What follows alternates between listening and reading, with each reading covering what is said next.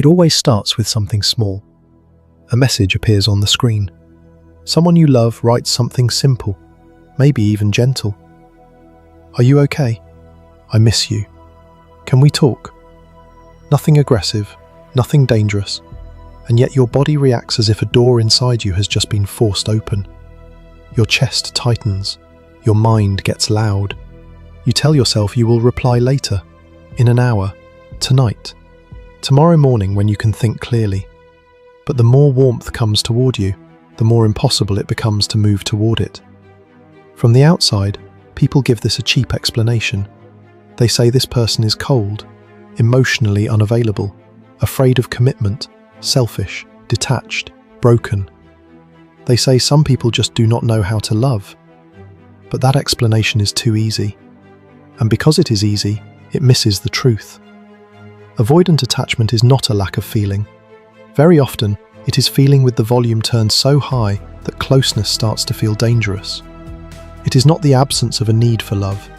It is what happens when the need for love has learned to hide from its own hunger. And once you see that, you stop looking at this person as distant by nature. You start seeing someone who built distance because, somewhere deep down, distance once felt safer than being fully known. In this video, you are going to see the hidden psychology behind 6 traits that make avoidant attachment so misunderstood. And by the end, you may stop calling yourself difficult, or stop calling someone you love uncaring, and finally understand the deeper logic underneath the silence. If this kind of deep psychology speaks to you, leave a like, subscribe, and let us go deeper. The first trait is controlled distance. An avoidant person often looks calm when everyone else is reaching. They do not rush intimacy. They do not flood you with words. They do not easily hand over their inner world. At first glance, this can look like indifference. But psychologically, it is often a nervous system strategy. Attachment researchers have spent decades showing that the way we connect in adult relationships is shaped early, when closeness taught us whether connection felt soothing or intrusive. If attention came with pressure, inconsistency, engulfment, criticism, or hidden obligation, then intimacy stops feeling like rest. It starts feeling like exposure. That is why avoidant people often know how to be present, but only up to a point. They can talk, laugh, flirt, even care deeply. But the moment closeness starts asking for emotional surrender, something inside them steps back. You see it in small scenes. Someone asks, "What are you really feeling right now?" They go vague. Someone gets too affectionate, too available, too emotionally near. They become harder to reach. The relationship gets more real, and suddenly they need space they cannot explain. This is where people misread them. They think distance means emptiness. But sometimes distance is what a person uses when they do not know how to stay open without feeling swallowed. The price is cruel. They protect themselves from overwhelm, but they also block the very closeness they secretly ache for.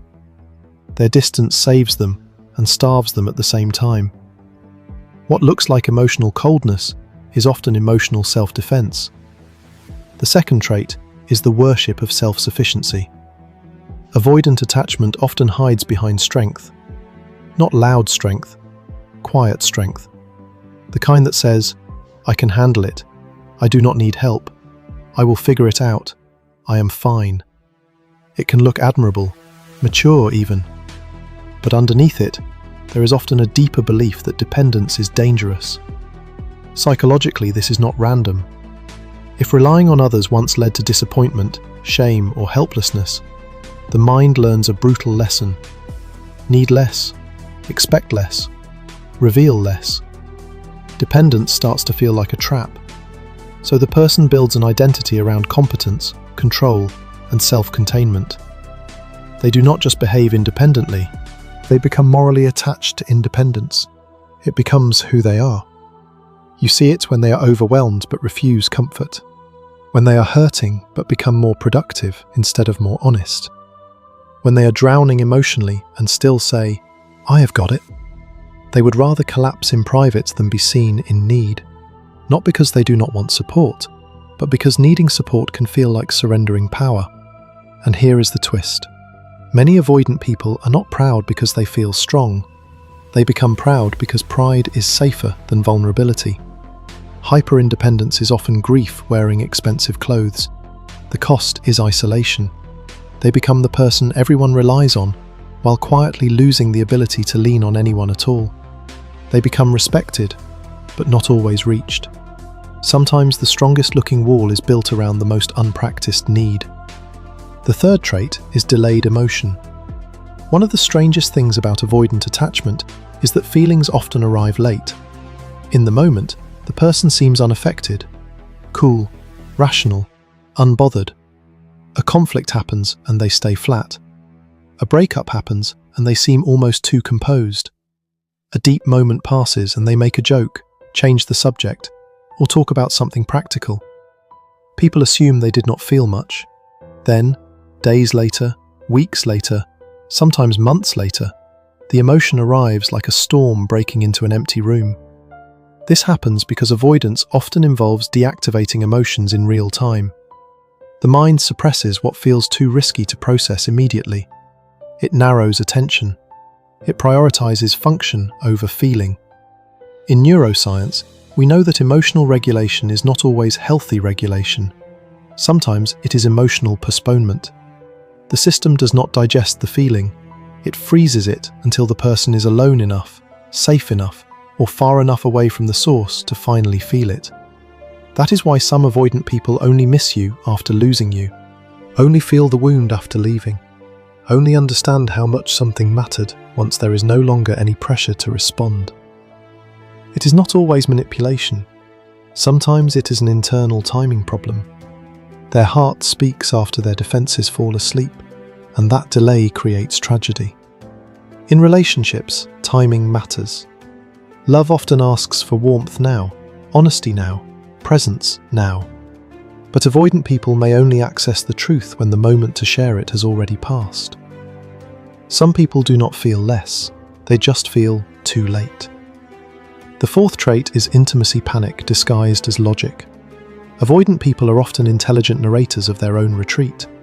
When closeness starts intensifying, their mind becomes brilliant at producing reasons. This relationship is moving too fast. Something feels off. Maybe we are not compatible. Maybe I need to focus on myself. Maybe I just need space to think. Sometimes those reasons are real, but often they appear with suspicious timing. Exactly when vulnerability deepens. Exactly when the relationship becomes emotionally costly. This is where cognition becomes armor. The mind starts scanning for flaws, distance, imperfections, reasons to reduce attachment intensity. Psychologists sometimes call this deactivation. The person does not merely feel less close. They begin interpreting the other person in ways that help them feel less close. They notice every small irritation. They question their attraction. They become hyper-aware of differences that once felt irrelevant. In everyday life, it looks like this. Someone loves them steadily, and instead of relaxing, they feel trapped. Someone gets emotionally honest, and instead of softening, they suddenly need to analyze everything. They do not say, "I am scared." They say, "I am just being realistic." But realism is not always truth. Sometimes it is fear translated into clean language. The sad thing is that avoidant people often believe their own explanation. They do not always know they are backing away from intimacy. They think they are protecting standards, freedom, clarity, and sometimes they are. But sometimes they are protecting an old wound from being touched again. What sounds like reason can sometimes be fear wearing a calm voice. The fifth trait is disappearance under pressure. When emotional intensity rises, avoidant attachment often does not fight. It vanishes. Not always physically, sometimes psychologically. The body is there, but the person is gone. Their responses shrink, their tone flattens, their warmth disappears, or they literally pull away. They need space, but the space becomes silence. Then the silence becomes absence. This is not simply cruelty. Very often it is overload. For an avoidant nervous system, too much emotional demand can feel like losing internal oxygen. If conflict is intense, if someone is crying, needing, pressing, asking for reassurance again and again, The avoidant person may feel not only annoyed, but neurologically cornered.